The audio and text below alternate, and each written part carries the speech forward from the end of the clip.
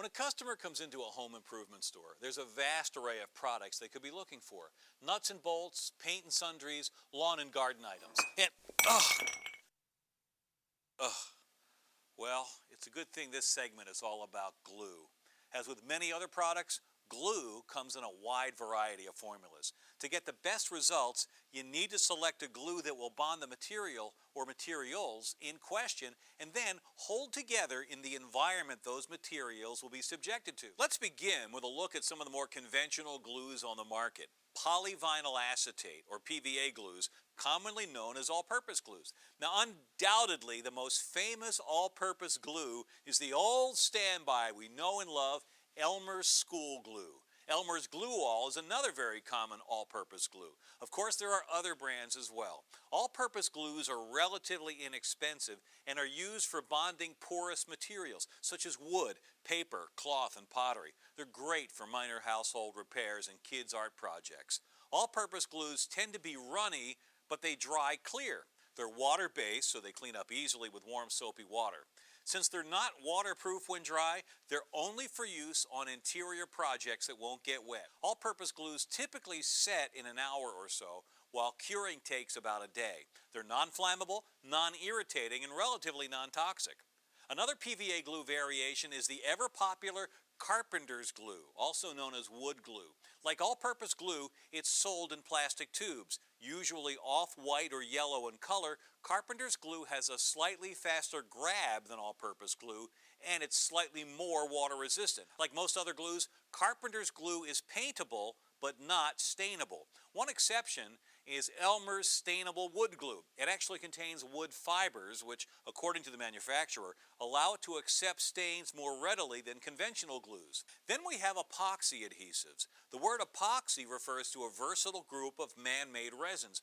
Most epoxies that are engineered into adhesives consist of two separate substances, a resin component and a curative component. When you mix the two components together, a complex chemical reaction occurs, and the resulting adhesive is extremely strong and durable. It sets in a matter of minutes, and when it cures, it's waterproof, it's solvent-proof. In fact, it's just about everything proof, so you have to be very careful when applying it.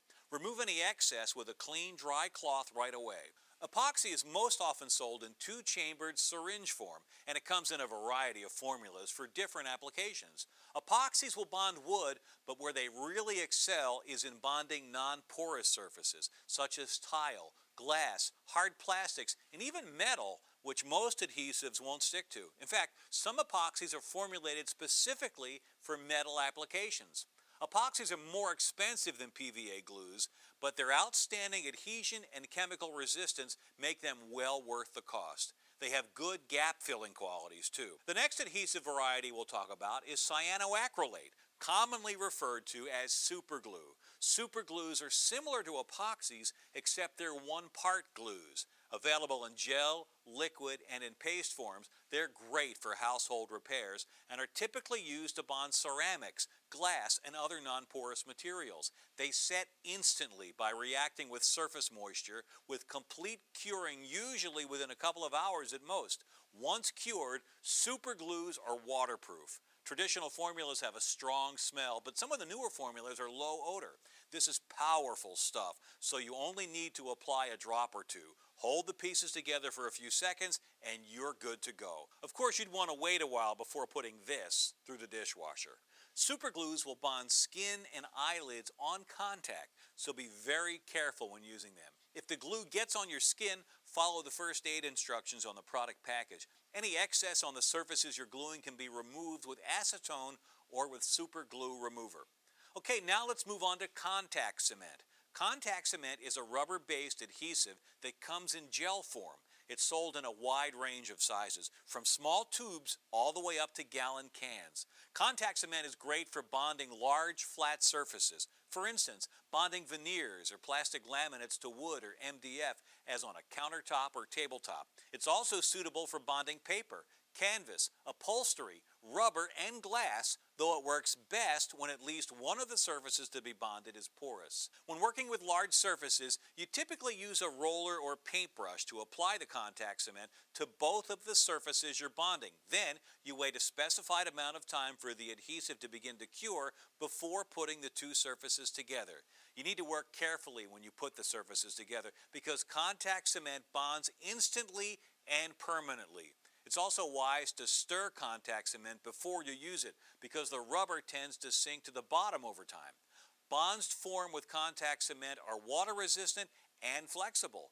Most contact cements, like epoxies, are highly flammable. The solvents in contact cement give off strong fumes, so work in a ventilated area. The next type of glue we'll talk about is polyurethane glue. This is a relatively new type of glue that's most commonly used in woodworking, though it also comes in handy for laminating and veneering, as well as for bonding other non-wood items. It'll stick to a wide variety of surfaces. Polyurethane glues are unique in that they react with moisture to cure, so before applying the glue, you need to dampen one or both of the surfaces to be bonded. The glue reacts with the water and foams up, which makes it a bit trickier to work with and clean up than some other glues, but that same quality also makes it great for filling in small gaps. Some polyurethane glues foam more than others. The very popular Gorilla Glue, for instance, foams more than Loctite's Sumo Glue. Most polyurethane glues dry translucent or white depending on the formula. They're flexible, paintable, and water resistant if not completely waterproof when cured. Acetone can be used for cleanup before the glue cures. Curing time varies by formula. Some formulas, such as Gorilla Glue, take about a day to cure, while some others cure faster. Once cured, the only way to remove a polyurethane glue is to sand or scrape it off. Polyurethane glues are relatively costly, but they're among the strongest adhesives you can buy. I should also mention that one common complaint about polyurethane glues is that they can dry out in the container, though really this can happen to just about any glue that isn't properly stored or stored beyond its shelf life. Squeezing the air out of the container before closing it up can help prevent this from happening. One new product that's marketed as an alternative to polyurethane glues for woodworking is Titebond 3, which is non-toxic and cleans up with water. It doesn't foam up, but it's waterproof when it cures. And one last type of glue you should be familiar with is hot melt glue. Hot melt glue comes in the form of sticks, which are used with an electric glue gun. You put a stick of the solid glue into the gun, and the heat melts it into liquid glue. Hot melt glue is usually used for craft projects and general household repairs, and it's great for filling in gaps. It's for use only on porous materials. It sets in about a minute, and it's cured once it has cooled completely. When working with hot melt glue, it's a good idea to have some cold water nearby just in case.